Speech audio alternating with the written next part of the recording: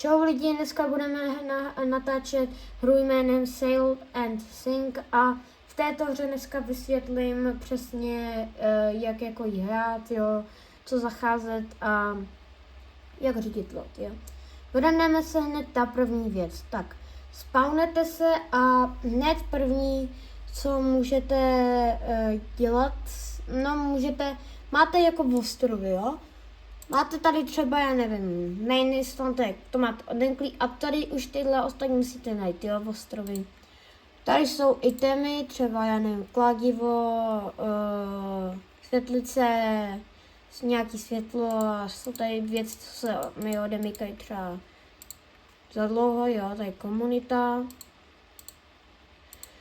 A ještě tady jsou ještě achievementy, jo, nějaký třeba Fries Dekar, tu vám ukážu někdy taky, jak ji najít.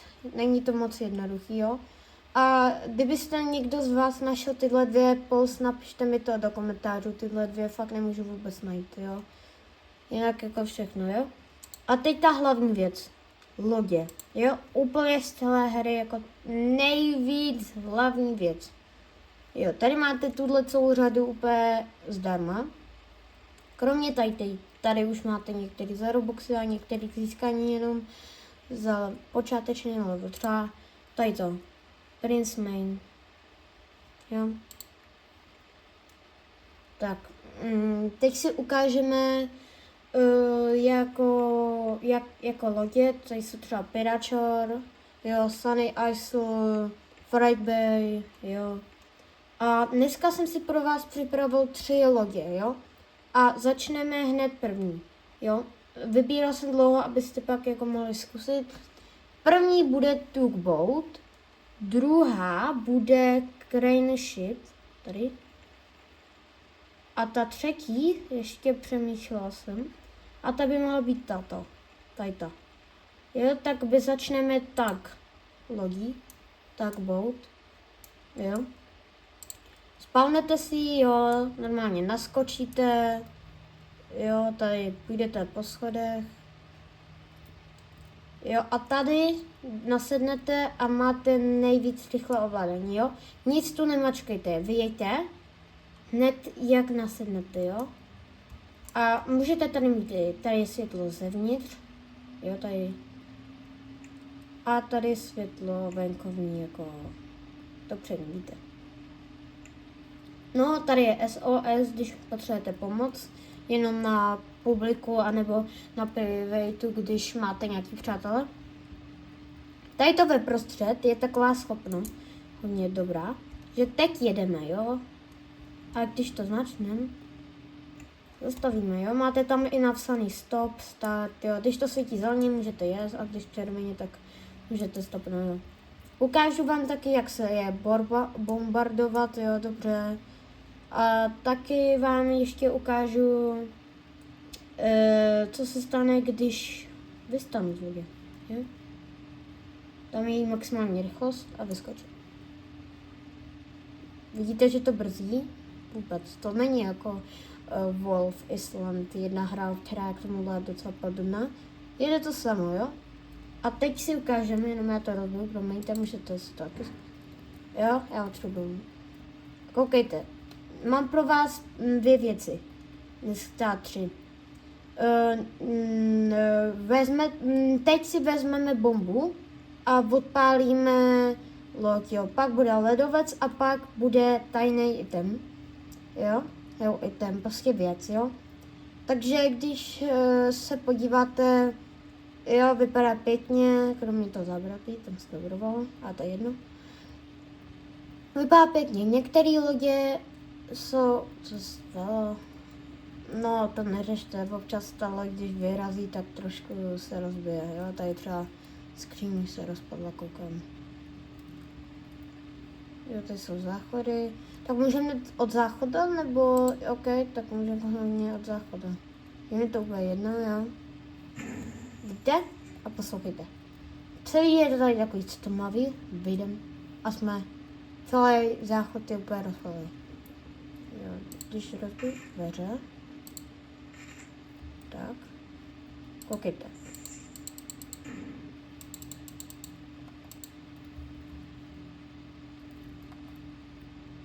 Jo, loď pomalu zatáčí, už se právě potápí.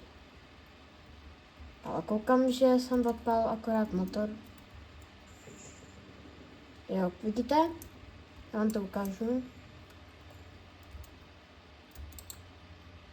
No, toto je za Robuxy, to, co teď dávám. A koukejte, vidíte? Blikající světla. Fakt je to realistický, jo. Takže si počkáme, až se potopí a zatím si ještě vysvětlíme, než se potopí, jak fungují věci, jo.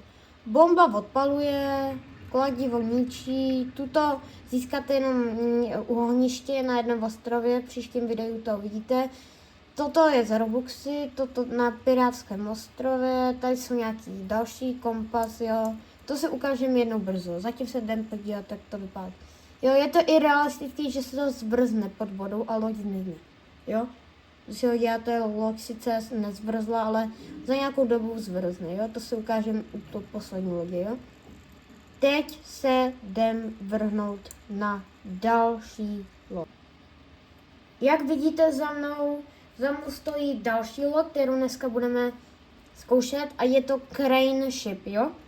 Tady ta loď jde získat jenom, když najdete součástky. Jsou tady dvě součástky. Tajta a tajta. Když je získáte a počátečný level, myslím, teď si to nepamatuju.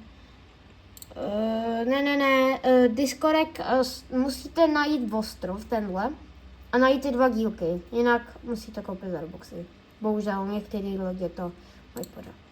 Vrhneme se na tuto loď, co má za schopnosti. Hned vidíte, že to je jeřáb, jo, vrhneme se hned na ně teď. Jo, jeřáb se řídí dvojitým V nahoru, Skem dolů a pak Ečkem, Dčkem doleva doprava, jo. A můžu to taky odpojit a spustit do vody, jo, koukejte. Jsem zkoušel a koukejte. Půjdu k tomu balíku, nebo co to je. A ono se spustí, jo.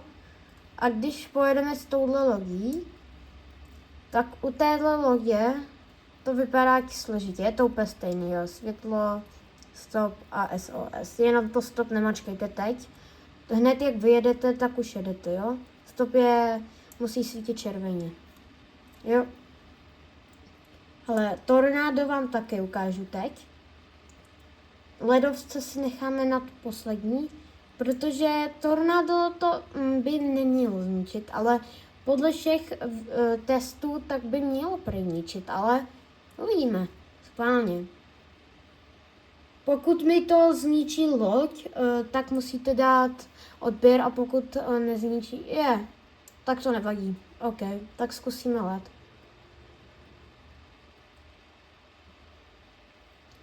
Jo, to nevá. Pokud teď nateče voda, když nabourám do ledovce, dejte like a pokud ne, tak odběr. Jo? Díky.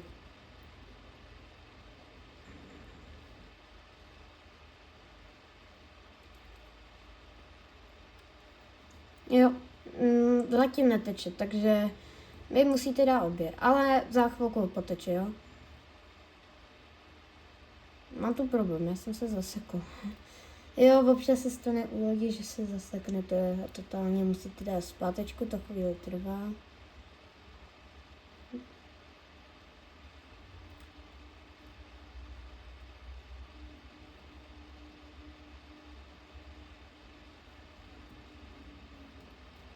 Asi byste rádi viděli, jak vypadá nabourání nějakého větší ledovce. Ukážu vám tamhle ten. Schválně, co se stane, jo? Pokud se rozpadne celá tady tahle plocha, i tady tenhle předek, tak musíte napsat do komentářů loď, jo? To je jenom takový test pro vás, jestli chápete tu hru, jo? Takový testy vám budu dávat, mě takový hra. Jo, tuto je první série z tohohle videa a první video. Takže plus bych chtěl odběr. Usmívám se na vás. Prosím, odběr, jo? Takže vidíte sami, už ta loď je nakloněna do vody, jo? Tady, takhle. Jo. Teď jsem si rozsvítil lampu, abyste trošku oddalili. Jo, už vypadává elektřina. Tady na ty rohové světlo. Doufám, že tam dojedeme lidi.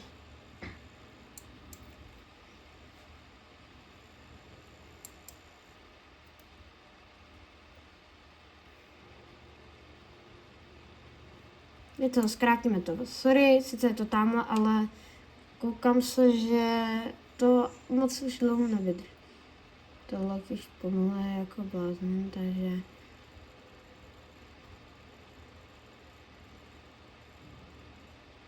Jo.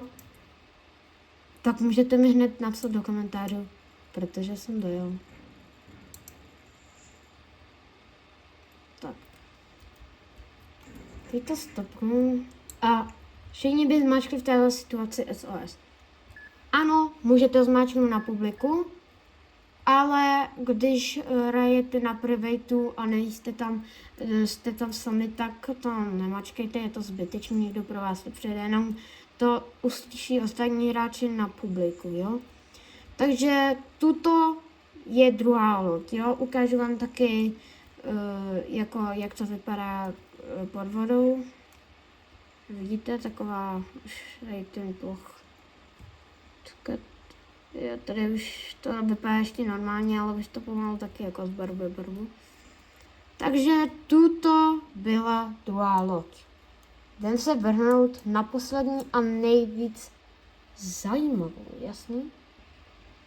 Tak, teď jsme si připravili třetí loď, úplně poslední v tomto videu. A tady ta loď má takový speciální předmět, jo. Ten vám hned ukážu, jo.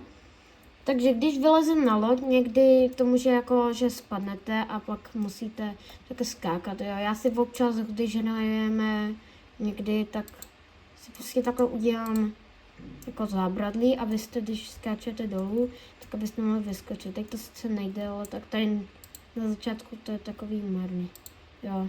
Musíte dvě, protože tady to... Tak vidíte, teď už je takový dobrý a teď už to jde skočit, jo.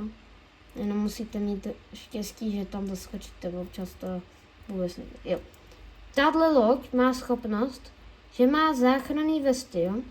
Když si ji takhle vezmete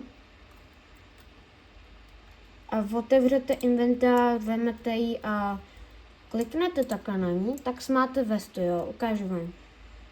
Vyhodí vás, bude snažit vás dávat nahoru výš, než když plovete normálně, jo.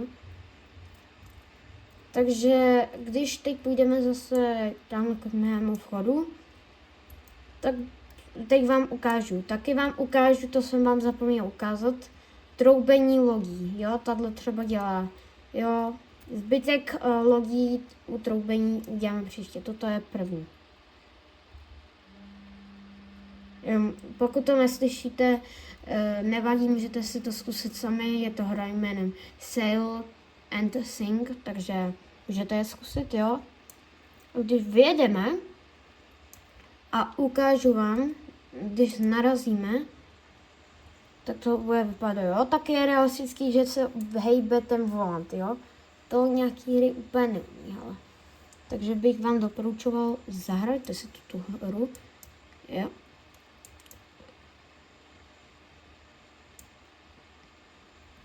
A když se podíváte, tak tady je ten ostrov, jo, tam jsme vzpomněli Crane. A tam jsou ledovce, jo. Teď vám ukážu potopu, když... Ne, sice to není Titanic, ale můžu udělat historii, jo. Tady udělám jako dějiranec na tebe. Někde tady prostě najdeme takový škrábanec. Jo, ale fakt, kdybyste někdo našel ty lodě, jako tady třeba Karpítu, někdo z komentáří, který tuhle hru je v profík, prosím poraďte, jo. Tuto loď jsem už taky našel, jo. Takže prosím, byli byste hodní lidi, jo. Potřebuju jenom Ailis, tady mám už 2 dílky. A ještě Karpítu, jo. Takže kdybyste fakt někdo věděl, napište to do komentáří, jo, přesnou novou lokalitu. Všude jsem se snažil, jo. Tak prosím,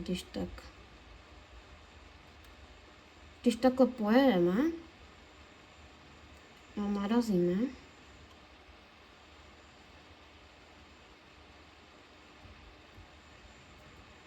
Čekejte.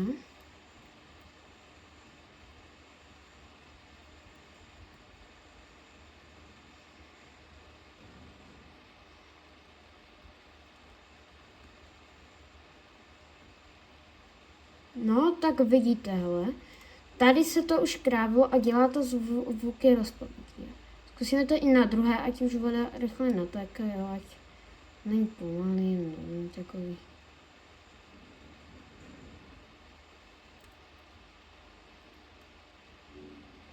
Takže zastavíme. A tyhle lodě mají i nějaký, jako, že to mají vzadu a tak.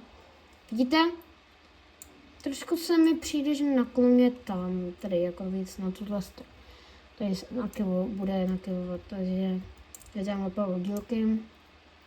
Když se podíváte, tak to nevypadá realisticky, jako že je tady ještě vrstva, jo. Ale tohle právě admin neřešil. On řešil, že je tu prostor a je to vyškrábaný, takže se to potopí i podle reality. Takhle tohle. No, tak když se podíváte, tak vidíte, že loď se totálně potápí, jo. Yes. Vidíte, úplně se nakrucuje. A pomůžu jí trošku, aby vyrovnala, nebo to nebylo nudný. Jo, může tu vybuchnout i motor, jo.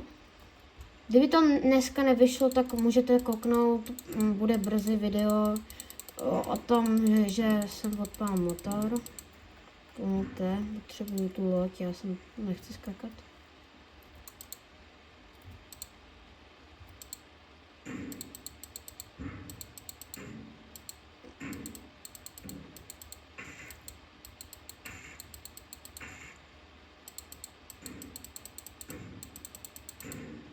Tak tady je styč. Nemyslím styče, jo. Myslím prostě tyč, jo. Tak. A tady můžete i rozbít okna, jo. Tady můžeme se rozbít okna takhle, zavolat SOS, když tu někdo se mnou není. Jo. Proč ne rozsvítit? Jo. No a toto je v tomhle videu asi všechno, jo. Dejte like a odběr, plus musíme dosáhnout 10 odběratelům. Byl byste hodný, jo? Tak čau.